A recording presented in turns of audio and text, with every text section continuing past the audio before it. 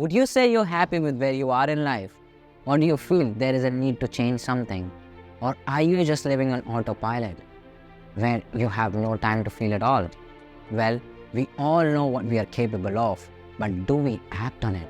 But there's only 1% of people who know where they aim to go and they actually go for it. Why is that? Maybe we're all just looking for a silver lining, or maybe we all know where we aim to go, but we don't know where to start. Well, in this video, we're going to talk about small steps that we need to take to design the life we want and thrive on.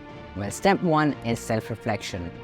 We begin by taking a moment to understand our current situation, and I find meditation to be highly effective here, where we have seen 100 people talk about how meditation has changed their life, but no one simplifies it for us, where I find this podcast called the Meditation Mountain on Spotify really useful, and I think you should try it as well. And step 2 is defining your rich life. Like, we all are so different, so unique.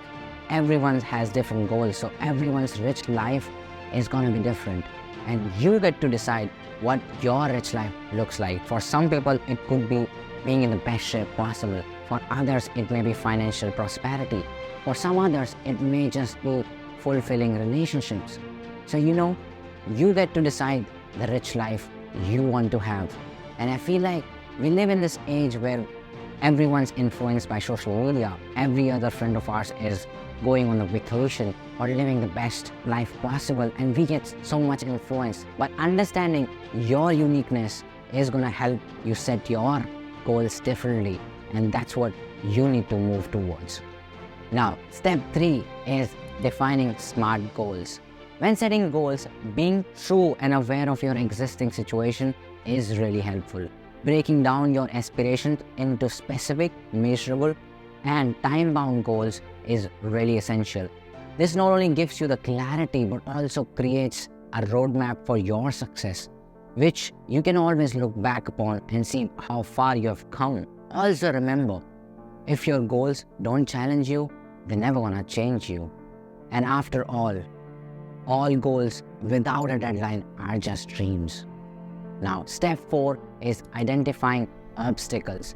Identifying any challenges that might hinder your progress will give you an instant edge over them before they can actually happen. For example, I'm sure everyone wants to get fitter, but no one wants to wake up early, or they find themselves giving themselves excuses of how busy their life is and how they never have the time to hit the gym or do that sport that they want to.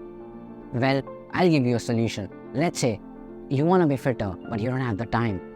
Imagine you setting a goal where you say, I'm going to hit the gym as soon as I wake up. This is how you're going to eradicate the excuses that you keep feeding your brain of not having enough time. Because now, the first thing you do after you wake up is hit the gym, and there's no more excuses left. Step 5 is cultivating a growth mindset. The belief that one's abilities and intelligence can be improved with continuous learning, time, effort, and perseverance. Well, a growth mindset embraces challenges and new failures as stepping stone towards success and the life they want to live. Let me give you an example. Let's say there are 2 guys who have given the same challenge, or maybe they're just 2 friends who want to learn the same skill. For example, I am trying to learn surf skating. So let's say there's another friend of mine who wants to learn it. But the first day we go to the playground, I am someone who's not shy about stepping on it, falling and making a fool out of myself.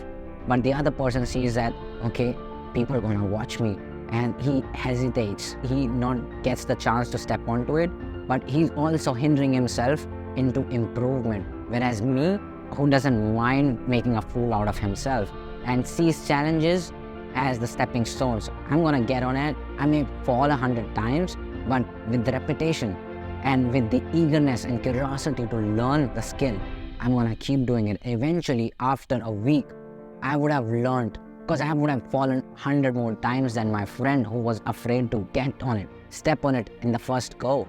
I'm going to be able to do it on the 7th day or after a week after continuous effort, while he is going to keep seeing me improve. And with his mindset of thinking that what others gonna think. He didn't even step onto the obstacle. Thus, he's never gonna overcome the fear of judgment, or he's not gonna be able to improve overall.